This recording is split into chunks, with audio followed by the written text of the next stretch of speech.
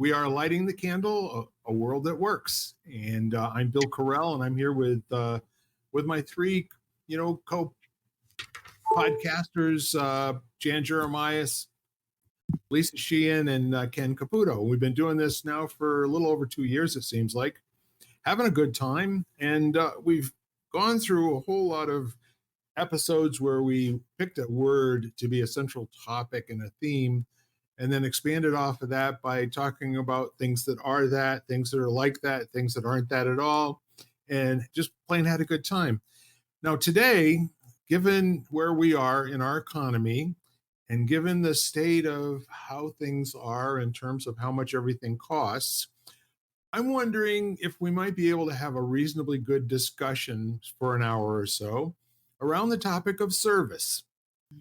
And I say this in terms of, that in every up market, service starts to decline until businesses start to go a little bit into the red.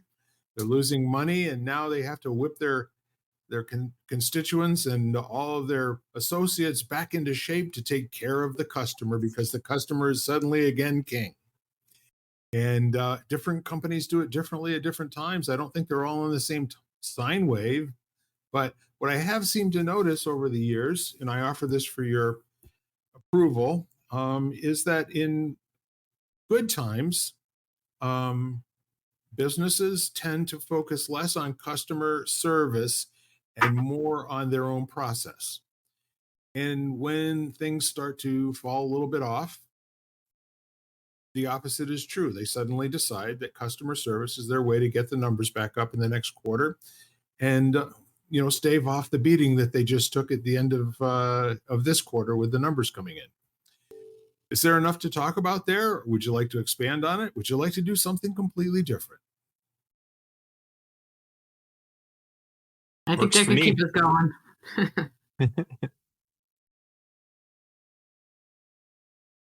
I can kick off with an anecdote from today. Oh gosh. Funny enough. Old Bill has a recent story. So my wife left with the two grandchildren in tow to go and get some things on the shopping list. I will leave the names of any establishments out for their protection and mine. And let me just put it to you this way. It was a big box store that does pretty much everything in the world and has had an automotive department like forever. So her idea was she'll drop the car off, get the oil changed, go do some shopping and what have you, and then come back and pick the car up, right? Okay, great plan. And here's what happens. When you drop your car off, you always give them your cell phone number so that they can call you with an estimate or whatever. Well, about 5 minutes later, she gets a call and says, you got to come back here and you got to sign a waiver.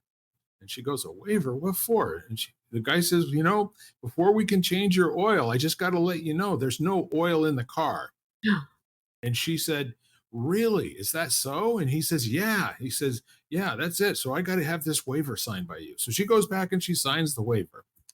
And she gets another call about 15 minutes later and says, we can't change your oil at all because the last people who changed your oil did not swap out the drain plug. Okay. Anybody ever changed their own oil? Nope. Yep. Drain plug is pretty much analogous to your steering wheel. The one that you get with the car is typically going to be on that car when you take it to the junkyard 250,000 miles later. You might change the little metal washer that goes in between. So the whole idea, the notion that the drain plug hasn't been changed, I have no idea who these people are and why they've been allowed to work on people's automobiles. So Jan goes out, she parks it in the parking lot. She gets out and dutifully checks the oil level. It's full. So she says, maybe they're thinking about the automatic transmission fluid. She pulls that out. It's full. Struggles to get that back in because it's in an awkward place in our particular car. It's a Honda Odyssey. And then she gets home and she says, Bill, you got to come out and check me because I may be losing my mind here. These people tell me, first of all, there's no oil in the car. And second of all, they can't change the oil because the last people who did it didn't put a new drain plug in. And I said, these sound like particularly heinous crimes to me. Let's go investigate.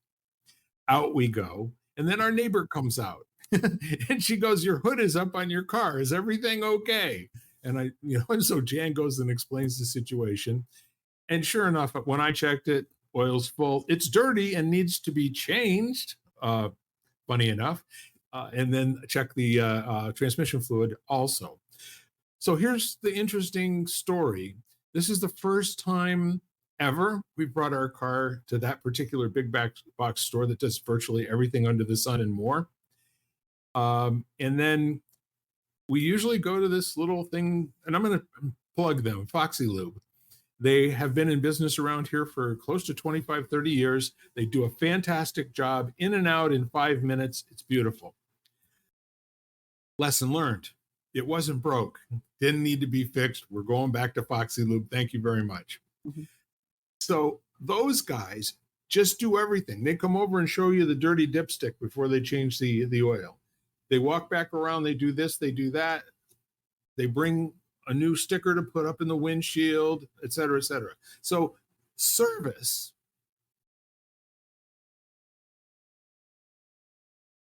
or following a corporate process and procedure to protect themselves against doing something wrong when they haven't got a clue what they're doing. It's interesting. So anybody else have any other stories about maybe some good service, or when you expected service and there really wasn't any interaction at all? Or how were you trained about service? What is that distinction for you personally? I was of the but as an adult anyhow, I've always been under up until like maybe a few years ago, that I was under the belief that I was always going to get screwed, no matter who it was doing as what. As a customer? Yes, as a customer. That caveat emptor, right? They're trying to do everything, and I mean, obviously, automobile service is probably one of the worst as far as being able to trust. And I don't know, because I've never changed my oil, so they could have told me all that stuff. But then I did change my mind, because it actually has helped me too, because I would go to the the regular oil and lube places that show you everything that's low and want to replace every single thing, and but they check everything, and I came to realize that I'm just going to believe whatever they tell me, and I'll pay for the new fluids and all that other stuff. And now, my Jeep's got over 200,000 miles on it. So I don't do that every time, but like once a year, I'll go to one of the big blue places and have my oil changed there. And I've had in and out experience with the same service center, because they've changed their technicians or their managers. So I've had to change my attitude towards that too. And so I've got a really good one now, and I don't know if it's because of my belief or whatever that is now, but I mean, automobile is a great place to start, but that was my belief for a while, that I was going to always get taken. Did you ever notice that you did? Well, you can never prove that you did or didn't. I had particular problem with the Jeep. It's a problem that Jeeps are known for, and I went to a place that I thought I could trust, and they did a couple $1,000s worth of work, and it didn't solve the problem. But I needed whatever they did, so I didn't fight it or anything. But I came away with not feeling so good about it. I'm interested in hearing Jan or Ken's input or take. And go ahead, Jan. You. Okay. So my first thing when you were telling your story, Bill, was reminded me of an experience I had yesterday. Actually, I went to a requirement for my health insurance, I went to what I would call much more of a traditional doctor as opposed to my lifestyle functional medicine doctor that I have. And what she said, and me thinking, leaving and thinking to myself, I've got to investigate all these recommendations that she's making. I've got to read, being in the health industry, that's like huge for me.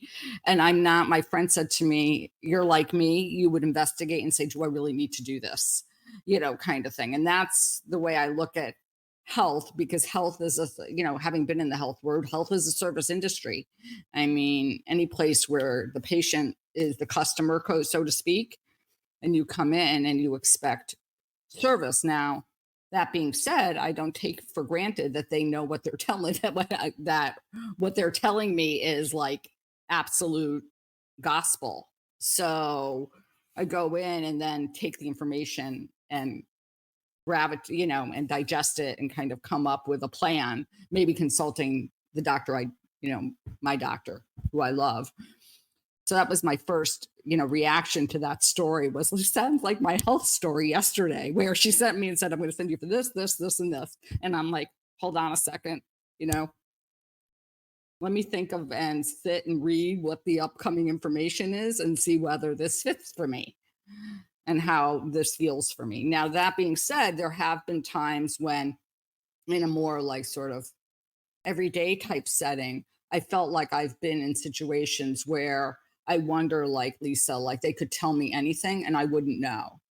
And I think that I'm the first to say that I am not handy at all. My brothers are. I always say it skipped me. And so if anybody comes into my house and tells me something's wrong, I really don't have a clue, And there are certain industries which, my mother, I guess it comes from your parents. My mother always said, be careful. Like if you have a chimney guy come in and he tells you need to like replace the liner or put on this, put on that, like just be careful. And so it's so interesting how some of that stuff is like kind of generational or is passed on. I guess maybe something happened to them, or maybe that was the way the industry was known of 50 years ago. I mean, I don't know, but it was just really funny when I would have circumstances like that. And I would think to myself, and usually I would go with people who had been recommended to me. So it wasn't like I was working blindly off of somebody I'd called from the phone book and didn't really know who they were. So it was someone who I called and I said, so I was kind of relying on them, but it was kind of an interesting place to be, to feel almost like in some ways, just have faith that someone's being honest with you. To be fair, oftentimes people are honest about everything except for telling you they don't know what the hell they're talking about. Exactly. Yeah, no, people have a hard time admitting they don't know or they can't help you. Yeah, you get the person at the front desk who has to translate what the tech working on the car or maybe even what the doctor said, and then put it into either a text form, for your portal on the hospital thing, or, come back to you and say, here's what we need to do next. And then you go, why? And they have no idea. Right. Exactly. Like they don't know why. Well, the doctor said so. And I'm like, well, great. Well, see, the other thing is when you do that studying and you go and get third hand information, most people just ask their caregiver. And whatever the caregiver says that seems to make sense, they go with it, right? But in your case, you can be a partner with the caregiver by asking intelligent questions about stuff that you've actually read, as opposed to the first three things that come off of the top of his or her head. Yeah. And I also think that I'm very, even if I don't know and I'm reading, I really take a long time to kind of ponder whether what they're telling me makes sense to me. Yeah. Like, is what you're telling me really makes sense to me? Considering, let's say, taking into certain factors into consideration if it's a health issue, like, age and gender and whatnot. Like, does this make sense with my lifestyle? Like the likelihood of this, what is it? And then weighing, is it worth the risk versus the benefit? Like a risk benefit analysis. Sure. my own health. And I think that's also because I decided that I'm going to take ownership of that. Like that's, my health is my job. Perfect. Okay, Ken. Well, so I think the way I'll approach this is I'll tell a story of me giving bad service, which has happened a lot through my life. As a small business owner, where you're basically responsible for doing everything for everyone all the time, you end up in some difficult situations at time. And I can remember I almost quit teaching martial arts in my first 6 months, and just I had a boy who was, and remember, I was not well trained in, I had no training in how to run a business. I was learning how to teach the skill, but I was, not even a black belt yet, and really still learning how to be an effective teacher. I knew nothing about customer service. I was learning all of this on the fly. I was just put in a position to try to run this school and keep it from going out of business. So here we are.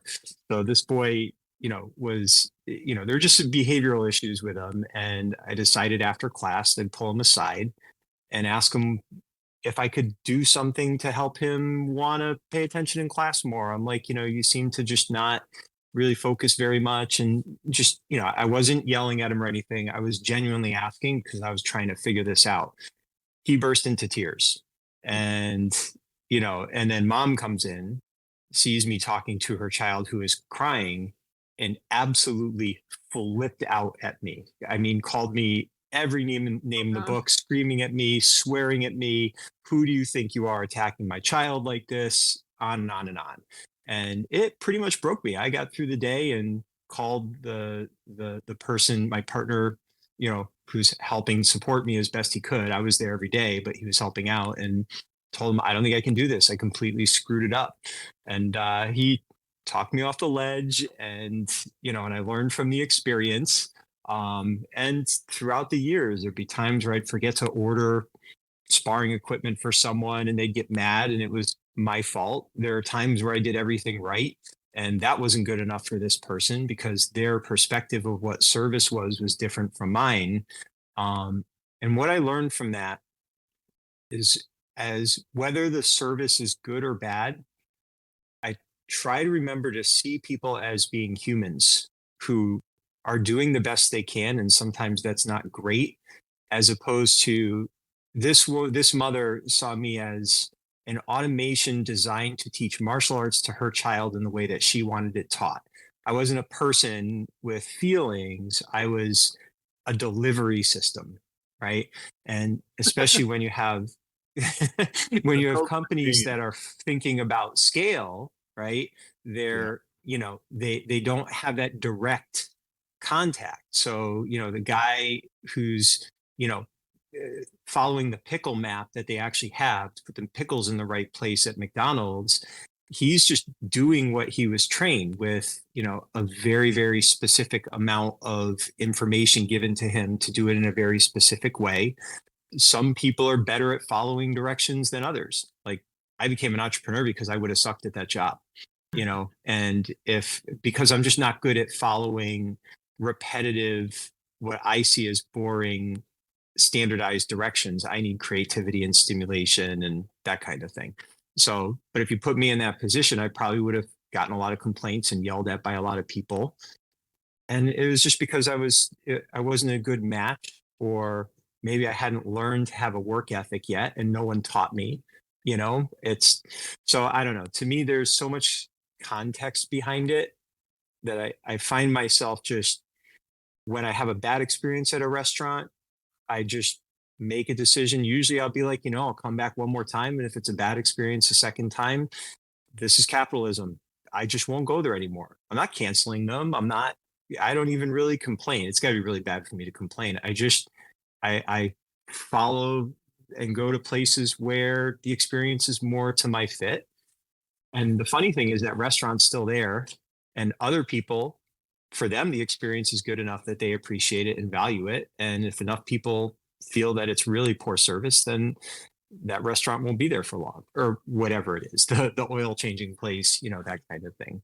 So, but I guess in the end, I don't take it personally, but I see people as persons at the same time. All right. 3 seconds worth of pause. I'm jumping in. So pre-COVID, post-COVID, a lot fewer dollars for a lot more delivery, almost anywhere across the board. My wife and I could go out to dinner probably to any one of our 6 favorite restaurants, and it was about $75 or $80 with tip. Beautiful meal, same meal that we're getting now. Now the food portion of it with cocktails adds up to $100, and then the tip is always $20 to $30 because I like to treat people the way I'd like to be treated. So that's the restaurant area. Automobiles on steroids. It's like everything is in increments of $1,000. And, stuff like getting brakes changed prior to COVID, I would take my car in and 4 brakes, we're talking rotors plus pads, no calipers or anything like that, maybe $500, $600. I just got them done again. It was $1,680. Oh. Yeah, I mean, no kiss, right? It was really, really, it was not good. So this is on top of another experience. I've had my Honda we're almost at 200,000 miles. I think I have like 1,800 miles to go to flip it over to 200,000. And what I do is I take it in for every scheduled maintenance. I pay the cost, all the rest of it. Well, obviously during COVID, we didn't do that. We also didn't drive the car very often either. So we started having an issue with the gas gauge where sometimes with a full tank, it would go down to half or to empty. Thankfully, my wife drives it about 15 minutes in the morning and 15 minutes in the afternoon, and that's pretty much all it gets driven. So we just figured out, this car is in excellent condition. We have put all but 22 miles on it. When we bought it, it had 22 miles.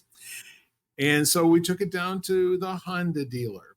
And in the early days, when we bought our cars there or other places, they would go over backwards to treat us well, give us free stuff, tell us you're going to get a phone call from Honda in the next 3 days. It really means a lot to us if you answer all their questions. Excellent.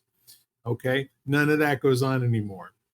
We drop our car off. They say there's a $160 diagnostic fee if you don't do the work. And I said, well, that's cool. I just really want to get the hit list. And so we get the hit list and we find out it needs this and it needs this and it needs this and it needs this. And I would like to play a little game called You Guess how much the total was that they were recommending that I spend on my car. This is last year at this time, mind you, that I spend on my car to put it back on the road and make it safe. Who's first? $2,000. I was going to say 5. Oh, buy a car. Yeah. Okay, I will cut to the chase with you. This car has 200,000 miles on it, but it drives like a brand new. There's no leaks, no oil, no. Despite what the big box people said about no oil being in the car, it's in really, really good condition and it drives beautifully. The whole quote for 7 different jobs was $9,600 all in. I think the wholesale value of this car now, because it's a 2008, is probably around $3,500. And they looked at me with a straight face. Do you want to do it? I said, yes, I do. But I'm going to play a game called How Much Less Can I Get It Done for what you're quoting me? So the first thing, which had to do whatever it was, I took it to one of my local guys and said, here, we're going to piecemeal this. And first of all, you tell me what you think is important. They came back with 3 things, all in $2,200. Okay. And they did the first thing where it was the quote from the other, from the Honda dealer was $1,600, and they did it for $400. So what I'm saying to you is that before COVID, we didn't have to wait for service, at a a brand auto dealer, and we didn't have to pay through the nose, and we didn't have to do this, and we didn't have to do that. And during COVID, and after the meltdown last time, there were so few dealers that are left. They're really not fighting with each other for business anymore. They all have more service business than they know what to do with. So consequently, they say nice things, they give you free bottled water, and I think that's where the customer service ends. And not for everybody. I'm sure I don't know everyone out there, but my recent experiences post-COVID have reinforced to me that they're operating to a different set of priorities than the customer coming through the door, I think. It makes me think of Simon Sinek's book, Infinite Game. And he talks about, I guess it was back in the 70s when there was this real shift to the focus of a business was to make money, especially for shareholders. Like that was the purpose of the business, was to, maximize profitability. And he was talking about the infinite game is when you support a cause. And he uses businesses like Patagonia, who, they were designed that business. Their whole point was they wanted to create climbing equipment that wouldn't destroy the rock faces that they were climbing on. So, and their whole thing is they're a B Corp. So it's not about maximizing profit. It's about creating a balanced, impactful ecosystem. The purpose of the business is different. So, so I think that's probably part of what you're seeing is when, if the center of gravity is around, let's say profitability for ownership, if their profitability is going to take a ding, the cuts they make are going to be in other places, and if there's an increase in cost because of supply chain issues and production issues and all the other things that have had a pretty significant ripple effect going out, they're going to pass those on to the customers. So in the end, they're going to protect their own sustained profitability rather than have that reduced. And one of the interesting things, you can look at like a lot of public companies, they see inflation as a time where people are expecting to pay more, so they actually increase their profitability, so they make more money, sometimes as much as 50% more than they were. And so we're all complaining about paying more, but their fiduciary responsibility is to their shareholders first, so they're all happily watching their stock portfolios go up or whatever it is. And again, like you said, so I guess it's looking at where is their center of gravity. Is it on, sustaining and nurturing relationships with their customers? Is it weathering the storm of difficult times where, they don't have enough employees or equipment or whatever it is? I don't know.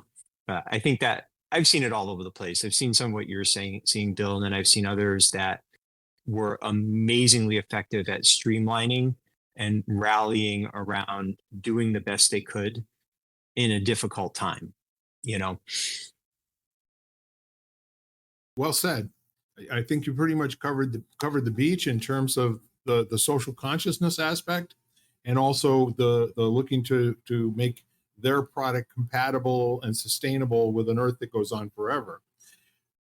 And what's really interesting about that to me too is it's been kind of a requirement of at least the last two youngest generations that people, everyone that they do business operate in that fashion, or at least say they do, and it's kind of interesting to me too, how out of one side of their mouth, like Nike and Apple and some of the other major corporations that have child labor and have the Uyghurs in China that are manufacturing their stuff. And, it is modern day slave labor. And quite frankly, they make the distinction that we really don't know for sure where all of our stuff is coming from. We place our orders with reputable companies, and how they fulfill them, that's not our problem until somebody looks into it a little bit more closely.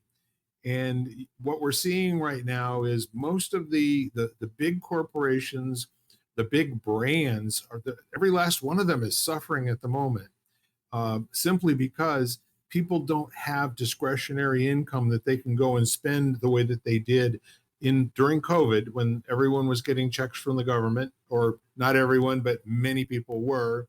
So they upped their lifestyle. They didn't put it in the bank and save it. So it's, and people aren't buying new iPhones at a particular rate anymore. And there really isn't much from a consumer standpoint that the advertising really causes people to take action and, go into debt for any longer. And I think that many folks also are at the top of they're maxed out. So where does it go from here? How important is the social consciousness model that they've worked on, and how committed are they to the loyalty of their particular markets that they grew the business with? Or are they going to go into the mode of surviving that you were talking about and do what they have to do?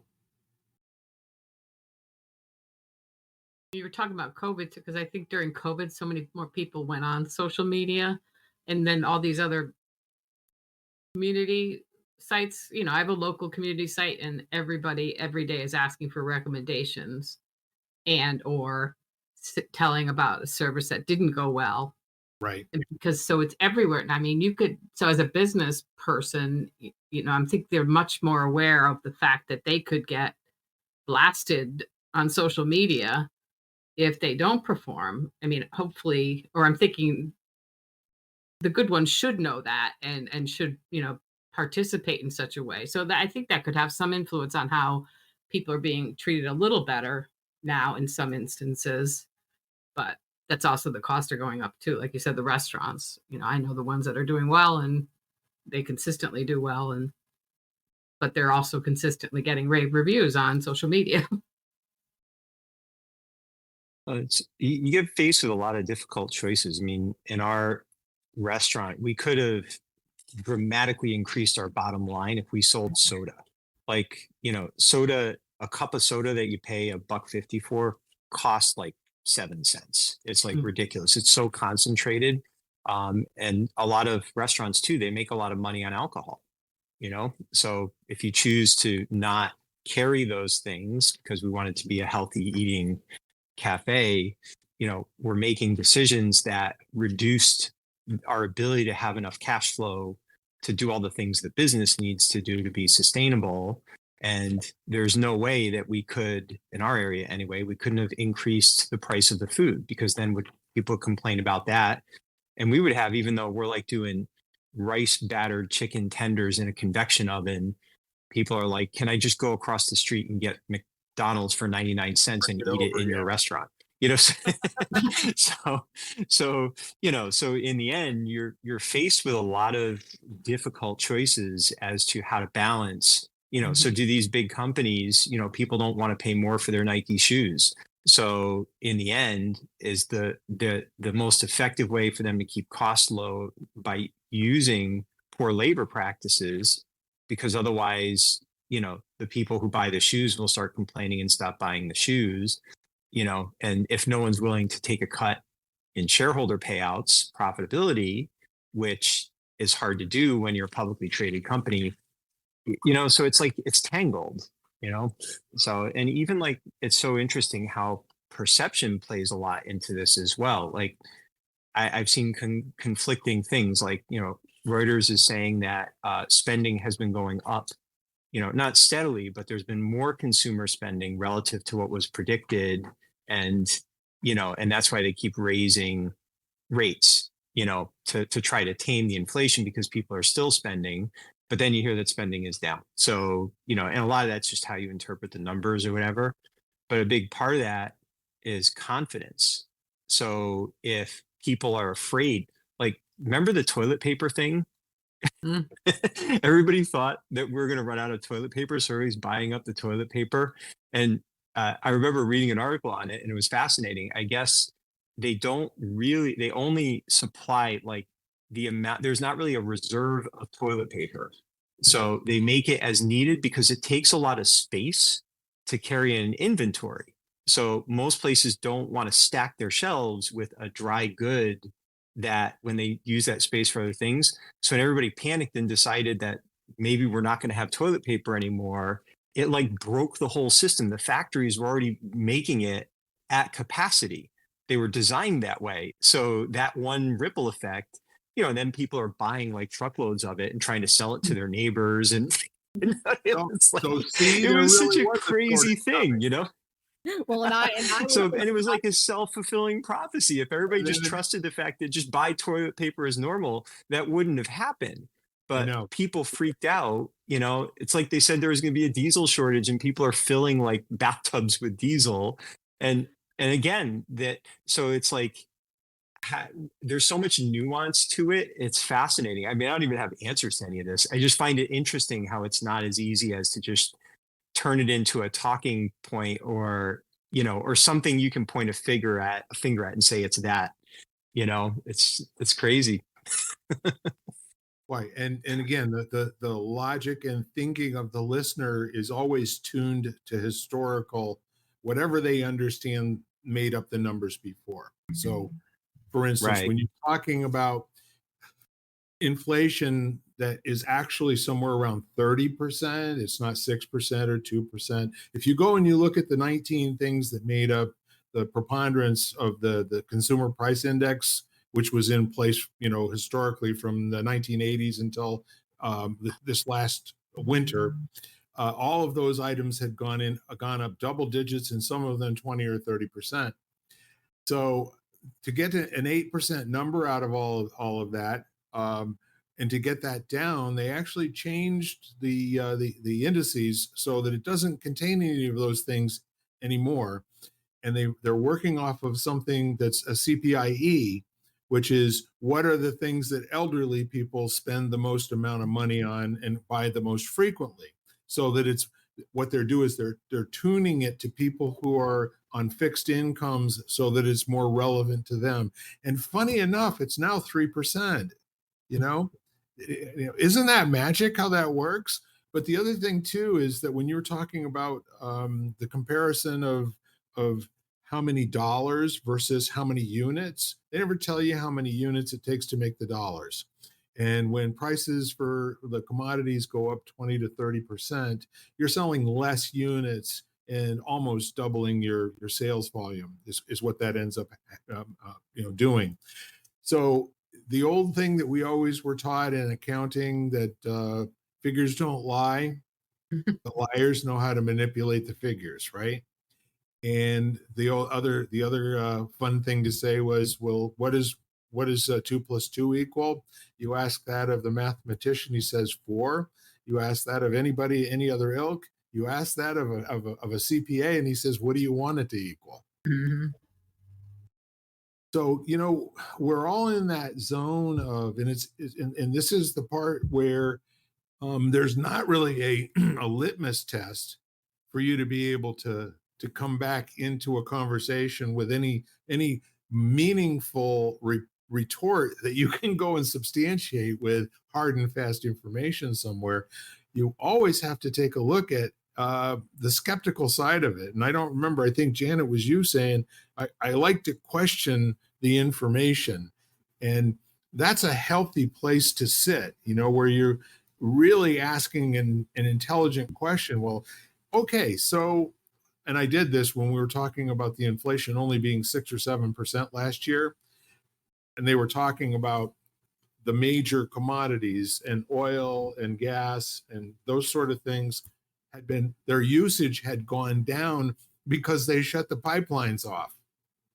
And so they were touting that as, being a very positive thing for the economy because people weren't spending it on that at the rate that they used to.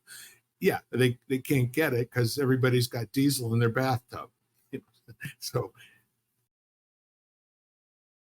customer service, where is it? Again, I think it's, if you look at where's the money going, it's, if you have poor service and say it's a small business and they're understaffed constantly, and the owner is cashing out, and buying mansions and, that, going on trips to islands. That's one situation. Whereas if, that owner's on the floor and they're all fighting to keep the business afloat, and it just happens that there's not enough cash flow to do more, that's a very different situation. So, so I don't know. I don't even like pay that much attention to inflation as much as just where's the money ending up? Is there money pooling, and who's it pooling with? And then I just kind of pay attention to that as an indicator of the philosophy behind that particular business. So, like I read about Texas Roadhouse, and the way they were incredibly good and responsive at switching to curbside during their leadership did a phenomenal job of kind of pivoting, and they really, really invested in a lot of things that made it easier to provide quality service and keep the food up and keep their people safe, regardless of what city they were in and what the mandates were, all that stuff. They just focused on doing their work well. And then other ones were screaming and yelling about, the government, or, how bad it was, and, and monetizing that into likes on YouTube or whatever, So it's like, it was just always so interesting to me, how in the end, you just kind of look at the leadership and their philosophy, and that tells you a lot about, I don't know. For me, it's just who I want to feed my attention to and who I want to support, as best you can. It can be hard to get that information, but that's kind of what I found it's more sensible to look at.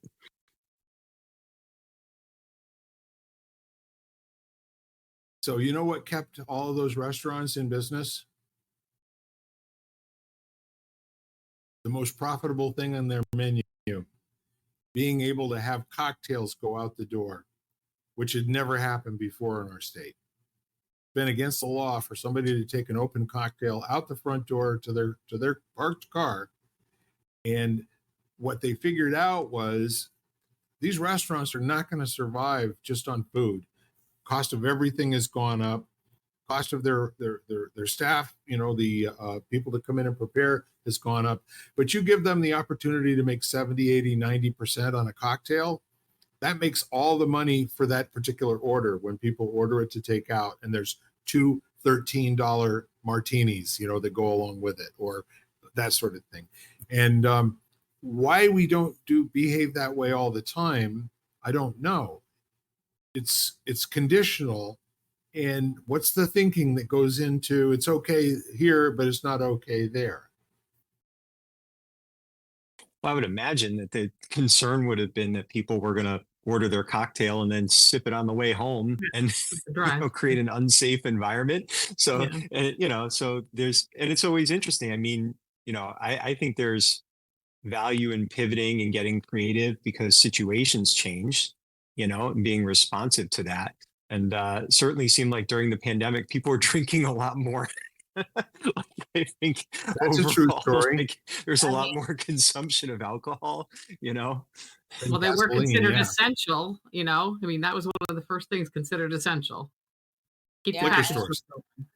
And having friends who work in the addiction area. Addiction recovery and addiction area, that was huge. I mean, they had a huge problem with it being readily attainable and people not having to drive to go to work.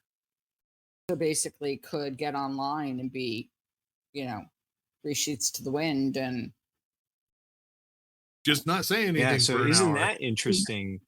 So now you've got this, you're making, you're faced with a couple of very difficult choices. It's like you're trying to support, part of our economic infrastructure, which are businesses, while at the same time supporting the humans who are facing very difficult situations with isolation, and all that kind of stuff. So these were very hard choices with no good answers. And, I think the thing that frustrated me the most about it was there wasn't a lot of discourse, the difficulty of resolving these things. There was just a lot of screaming and I told you so's and disagreement or not liking, like lot of anger and pushback rather than crap, this is not good. Right. And whatever we do, it's not going to be good. How do we do the best we can until we can get out of this, and Yes. then have an honest assessment of what went right and what went wrong, so we can actually prepare if it ever happens again, instead of just being more entrenched about how we'll never do this or that or whatever, Right. Because I don't think, like you said, I don't think it's black and white. I mean, I think for certain people, No. to me, whether alcohol was readily available or not doesn't matter to me because I don't drink. It doesn't, it doesn't apply to me personally. It does bother me and I'm worried about it. Let's say for people who have an issue, which I think, that readily accessibility with being in a home environment, which is probably maybe crazy with kids around trying to work and very stressful and economically very precarious and everything. And it's like creating the perfect storm for people that have, issues with, let's say, substance abuse or whatever. And then, trying to keep businesses alive and afloat and the economy going at the same time. And if you think about it, if you just removed their ability to get alcohol, for a lot of people, if they're heavily addicted, that'll kill them. They'll die in their homes from withdrawal symptoms, So, and now you've got an overwhelmed healthcare system and people that are not, like, they're knowing that they're okay, maybe less likely because they're not going into work the same way or whatever. Yeah, it's complicated. There's so many different lenses you have to kind of think through, and there was no solution. There were just options to try. Yeah, you no, know I taught in a place which was basically like sort of like a day facility for people who had addiction issues. And so when COVID struck, they were all shut down. So you had Oh, places where these people went and had people who were basically checking on them every day to see where they were. And all of a sudden, there's no one checking. They don't have access to these people. Some of these people aren't online. So there's no way to check in and say, okay, even Zoom wise, like, how you guys doing, whatever. And there was this kind of like, okay, today you can come in and today you can't, and we can't monitor you yeah. and we can't check in. And so it was so complex. And it's in situations like that where I sit there and I think to what you said, Ken, it was like, what could we do differently? Like, how could we make this system function better so Mhm. that if something happens, we're better able to cope and people will not, people will not relapse or go down. And maybe some people will, but how can we prevent, too many people from, going backwards instead of forwards, or at least staying where they are? And don't you think Yeah. some of those things were addressed because of COVID? You know what I mean? I think some of those things got at least looked at because they hadn't experienced such a situation before. And I think some things have gotten better, right? I mean, at least they know that there's an alternative or some place or they figured out how to reach those people or so. I just know things have improved in that respect. Yeah. And I think that they Well, realize that someplace that they really have to like look at, that they Yeah. have a plan or an alternative system in but place. again, we're talking about a very small percentage of the pre-COVID population having these issues and problems.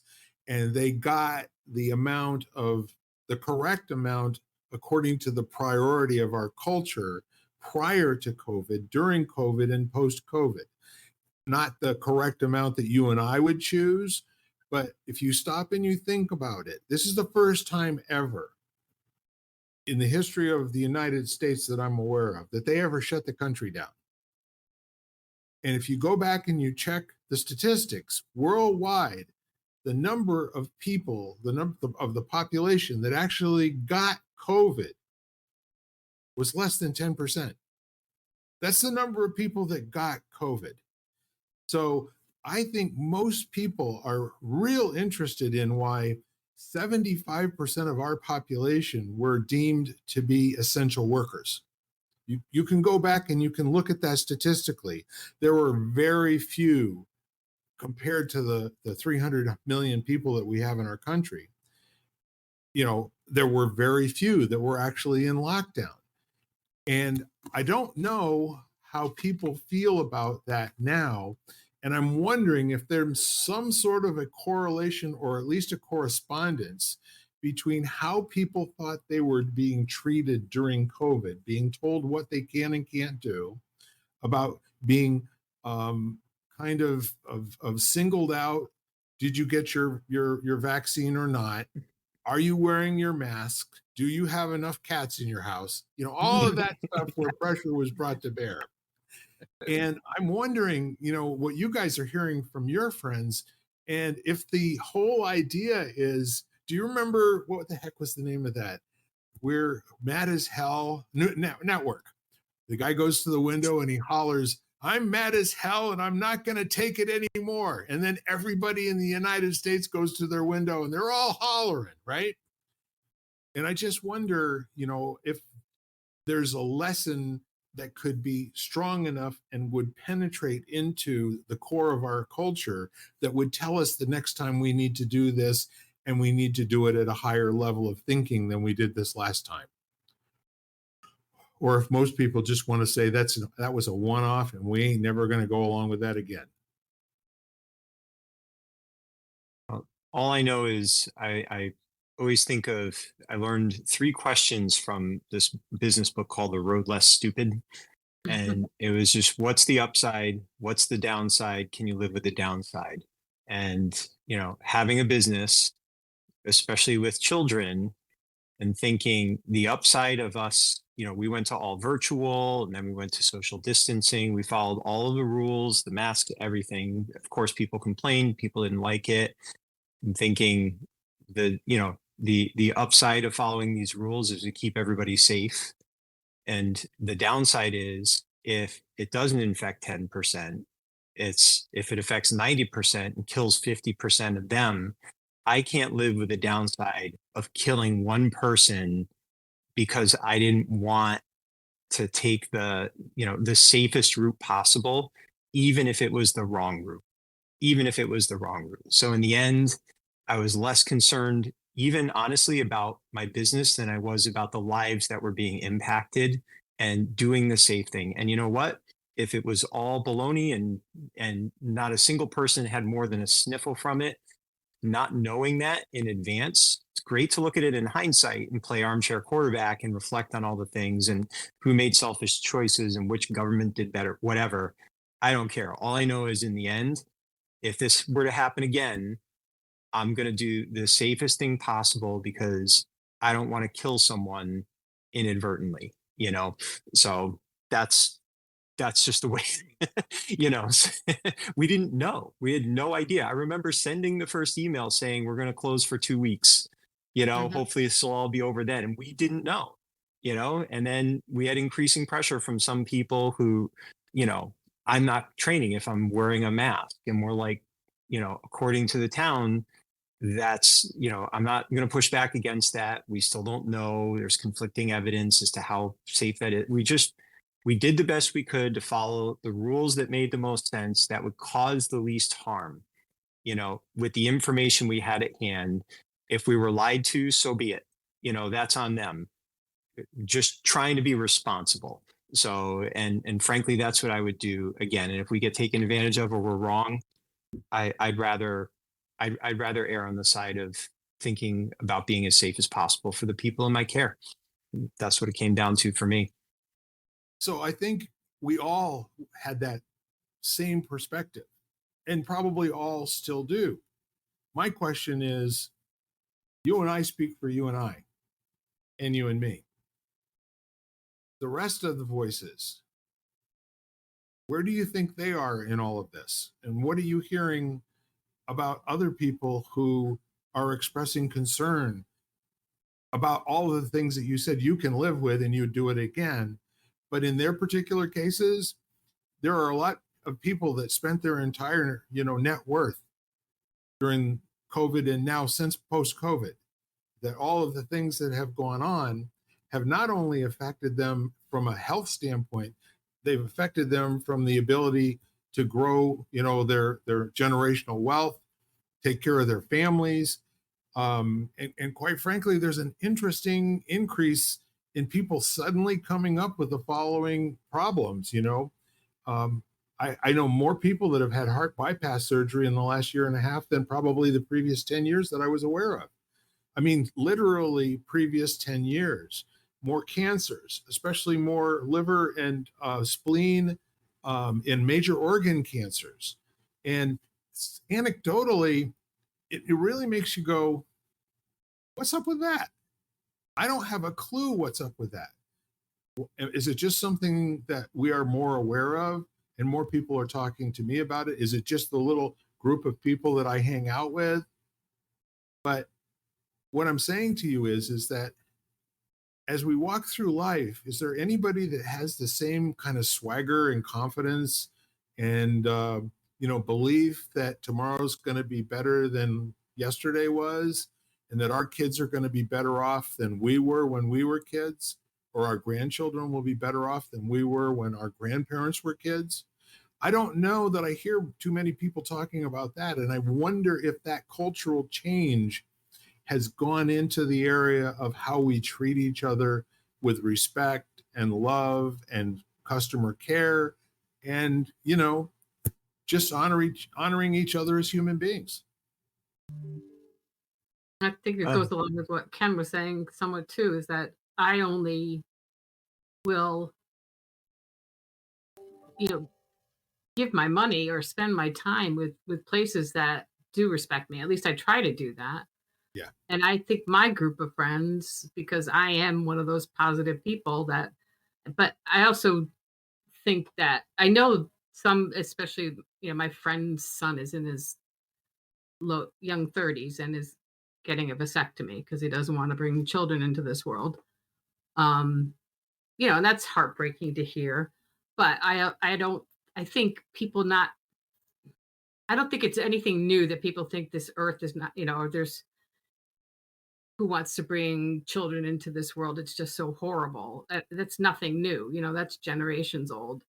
Yeah. I think, I mean, I worry part of, myself is, when the oceans are hot tub temperature, and that kind of thing, and species are getting a little more sooner extinct. But I mean, I believe in a consciousness raising society. I am participating in those kind of things, and I think I have that kind of influence on my friends. I think most people are like, I'm glad this is over. I don't know of them, I'm not in the my friends aren't the doomsdayer building, survival places, or, stocking up on tin cans, and they're just not that kind of, we're going to live our lives as best we can, and hopefully the people that are serving us well, and if they're not, then we just don't go there anymore, and we're all going to take classes and try to make better choices for us and the planet, kind of thing. But I mean, I know it's a simplistic kind of a viewpoint, but that's kind of my specific personal circle is going there. And I'll speak to my circle because I just had this conversation with a friend of mine right before we got on. We have somebody we know quite well whose husband is our age and went to sleep and didn't wake up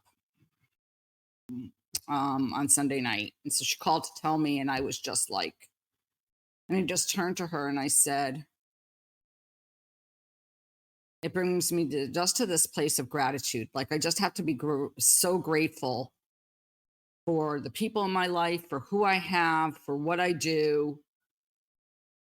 And that's where I went, because otherwise I felt like overwhelmed. And I have had a number of situations come up around that, like with people in my life telling me, about severely ill spouses or whatever. And I was, I said to her, like, how do I not become overwhelmed in this kind of space? And my next sentence is like gratitude. Like, that's all I could come up with. And I think that and this kind of element of personal responsibility of, I have to do everything I can to make the world a better place. And in doing so, hopefully I have some sort of, I have some impact to make others kind of feel the same. And that's the kind of, I think those are the people I'm surrounded with.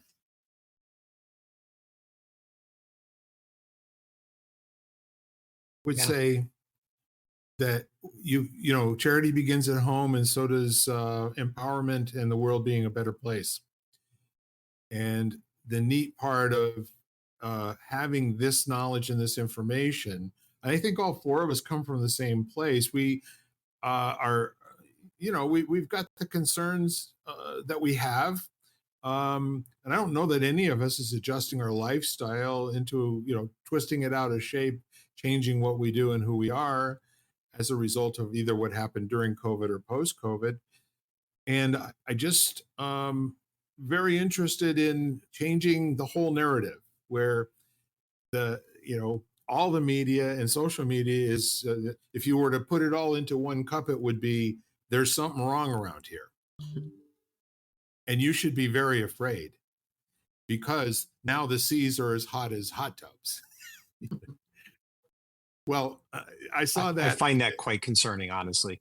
Yeah. Well, and I know it- there's it- a lot of reasons for it, but Remember those 100-degree three ocean questions? Is it temperatures doesn't true? sound healthy.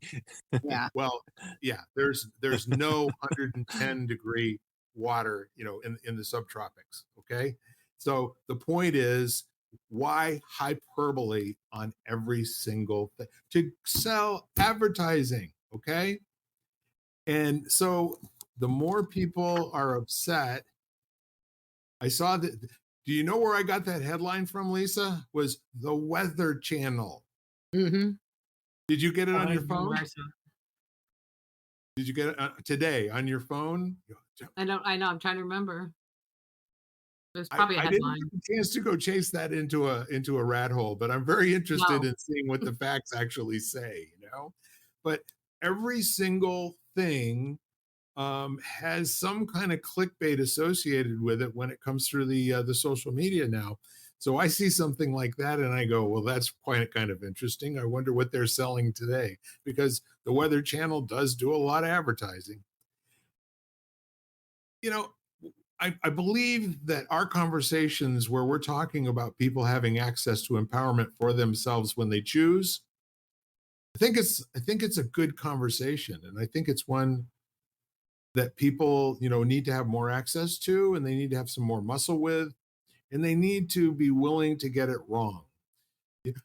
You can give up worrying for a minute or two to have a great life for a minute or two. Don't worry, your worries will be over there in the corner. They'll come back and find you, after you're done having a great time. But I would just say, you at home that are listening, we are arguing for the world is a good place. We're arguing for it's worth you investing your time in and acting like you're going to be here for the rest of your life and build that kind of life. Be willing to dream again. Be willing to think about your grandchildren and your grandchildren's grandchildren. And if somebody tells you that the world's not going to be here then anyway, and don't worry about it, they've been saying crap like that since I was a kid. So all You know gotta what, though? Eventually they're going to be right. May not be in our lifetime, but eventually they are going to be right. So 100,000 years so from now, so absolutely. now we're at what we're talking about with gratitude. You don't know that. I mean, who knows? An asteroid could wipe out the planet in 20 years. We don't. Nothing's certain. So, and I'm not saying that I'm not doom and glooming it. I'm just saying I just think that it's important to, if you're in a difficult time, whether you want to admit to it or not, or you agree with how difficult it is, who are you going to be? I think that's what we're really talking about. Who do you choose to be if the oceans are 100 degrees, who do you choose to be knowing that? That's all. So, and if you feel like in my circle, it's all people thinking, okay, I'm not capable of cooling the oceans, but I'm capable of being this kind of person who can contribute in this way to help other people navigate difficult times. And then other people are going to say it isn't true, or they're going to, get angry at someone and look for blame or defending it or whatever, whatever. We all get to choose who we're going to be, I guess is my point. Thank God. And many people don't realize Yeah. that. And that's a new idea for most people, that they can choose how they're going to be. Hmm. But the cool thing? So yesterday, I was just cooling down after going for my run around my apartment. And this guy just like pulls up alongside of me, young guy, he rolls down the window and he's like, "Hey, I just wanted to let you know, I keep going back to the gym because of you." I had no idea who this guy was. He says, "I see you out here, just running in the heat and just you. It's like, if you can do it, I can do it. I just get myself to the gym." And he like leans out the window and shakes my hand. And it was so funny and so random. And I wasn't preaching. I wasn't talking about how important exercise is. I believe that. I was just living my life and running. And that impacted someone in a positive way just by being me. And I think that's the thing we have to remember. It's like I had no idea.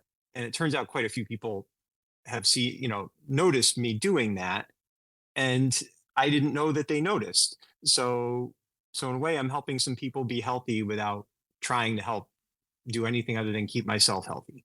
It was funny.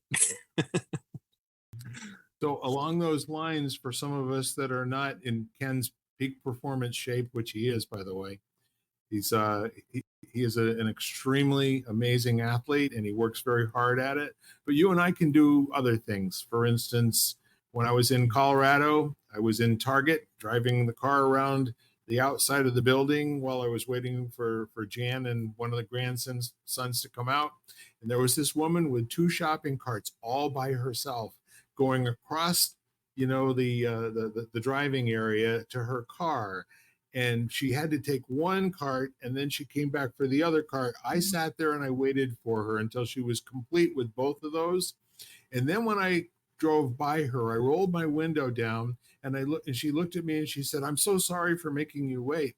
I said, "You didn't make me do anything at all. It was my privilege and pleasure to give you your space to do what you needed to do." And she looked at me and she said, "That is so sweet. Thank you very much."